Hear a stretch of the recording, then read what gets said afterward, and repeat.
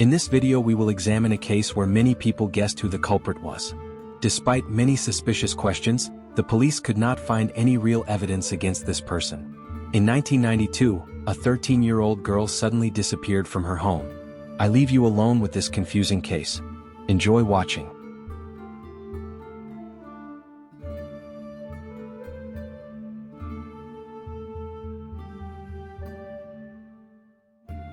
Leigh Occhi and Vicki Felton met at the United States Army War College. The couple married after graduating in 1977 and had their daughter Leigh on August 21, 1979. Their family life did not last long and the Occhi couple divorced 4 years later. Their daughter Leigh stayed with her mother Vicki, while her father moved to Germany. However, he always kept in touch with his daughter. Donald would sometimes visit his daughter in the United States, and her daughter would also visit her father in Germany for vacations. Leigh grew up to be a very polite and calm girl.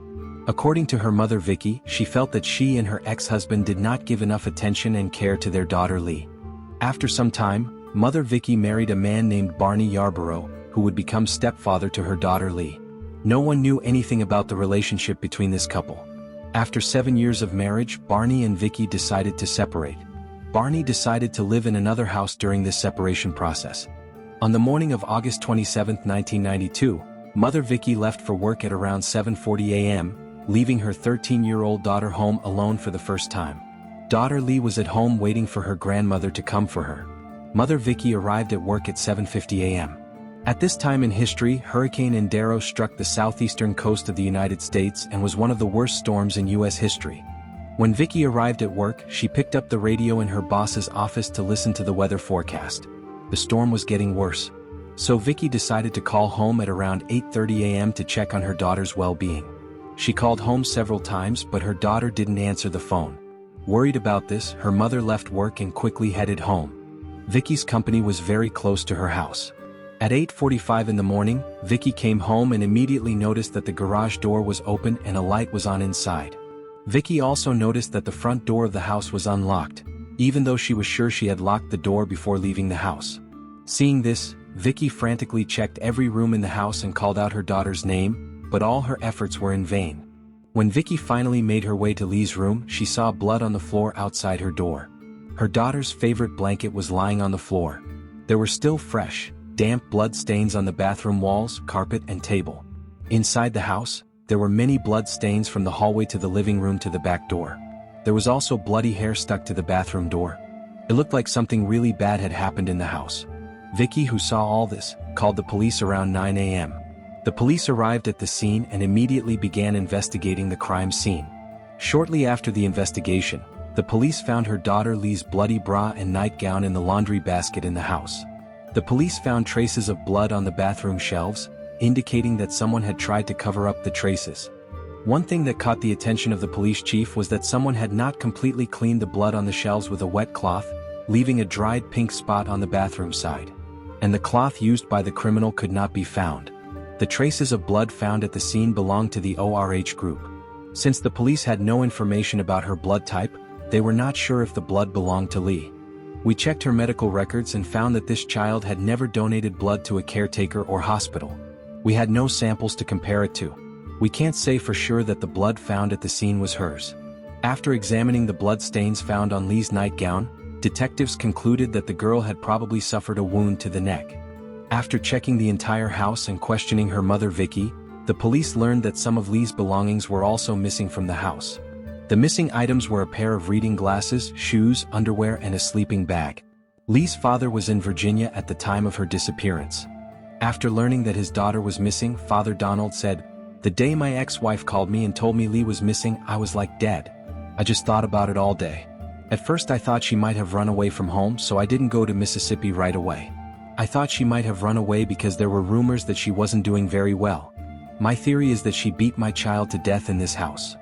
Father Donald also said that during the search for Leigh, several locals had raised suspicions that Mother Vicki was guilty.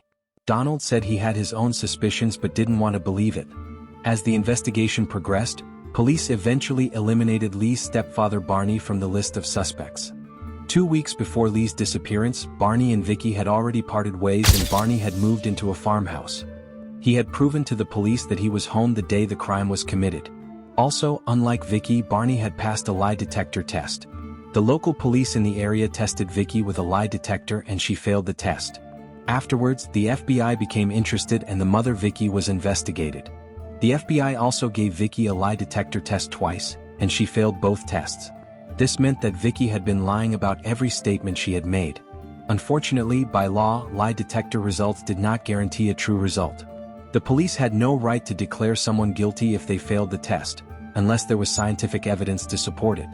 All the police and FBI could do was continue their investigation and keep a close eye on Vicky. A month after Leigh disappeared, Vicky received an envelope mailed to her home containing Leigh's glasses. The envelope was sent by her ex-husband, Barney. The address on the envelope had the street name misspelled and the envelope itself had 6 stamps, twice as many as were actually needed. There was nothing in the envelope except the glasses. Forensic teams examined the handwriting on the envelope, but nothing came of it. DNA analysis was attempted on the envelope, but the postage stamps were not stuck to the envelope with saliva, but with water. Apparently, the person who sent this envelope was very careful. The identity of the person who sent the envelope was never determined. The detective believed that the envelope with the glasses was sent to slow down the investigation. The police chief, who was one of the people leading the investigation, made the following comments about the envelope. There was no letter inside the envelope asking for ransom in exchange for the child or anything like that. There were only glasses. If this was a kidnapping type of thing, the criminal would have sent something else. At the same time, my mother Vicky remains the primary suspect in this investigation, despite the fact that we have no real evidence of her guilt. Vicky was a bit upset when we first spoke, but I don't remember her crying and she gave us vague, inconclusive information. A mother searching for her beloved daughter would not behave this way, he commented. Vicky denied all the charges against her. She claimed that Oscar Kearns was responsible for her daughter's disappearance. Oscar was a young person who taught the church and lived just 2.5 miles from Leigh's home. 9 months after Leigh's disappearance, the teacher was arrested for kidnapping a 15-year-old schoolgirl. Oscar knew that the girl he had victimized was a regular churchgoer. The crime he had committed was similar to Leigh's disappearance. The 15-year-old girl he had abducted was alone in her house early in the morning. At around 7 a.m., Oscar came to this girl's house and offered to take her to school. The girl, who believed Oscar because he was a teacher, was sexually abused by the teacher in a deserted place. According to Mother Vicky, Oscar was the one who tried to do the same with her daughter, but something went wrong and everything got much worse. Vicky had said that her daughter would never open the door to a stranger or someone she didn't expect. Leigh knew Oscar, so she could have easily opened the door for him. This theory seemed quite plausible, since the door to the house was not locked on the day she disappeared. It appeared as if Leigh had opened it of her own accord. Detectives conducted a major investigation into Oscar and found out that he was not responsible for Leigh's disappearance, and Oscar was sentenced by the court for kidnapping a 15-year-old schoolgirl. Leigh's disappearance case has never been closed, but many internet users blame the mother for the crime. Her ex-husband Donald also openly blamed his wife. He said she was very intelligent, obsessed with cleanliness and had a short temper. Mr. Donald said he had struggled to contact his daughter in recent years. He said his daughter often called Leigh but her phone calls were often not answered. Donald even felt his ex-wife Vicky was listening in on his conversations when she spoke to him. A journalist investigating the case asked Donald if he had any theories about his daughter's disappearance. He told the reporter, "Just look at the big picture. Vicky left for work at 7:50 and returned home at 8:45. That's a really short time for a criminal. How did he manage to get into the house, kill Leigh, get rid of the evidence, hide the body and leave the scene? And all of this happened during a storm. If a stranger entered the house and killed her, why would he bother cleaning up the blood in the bathroom and throwing the bloody clothes in the laundry basket? Why would he do that? Only someone obsessed with cleanliness would do that.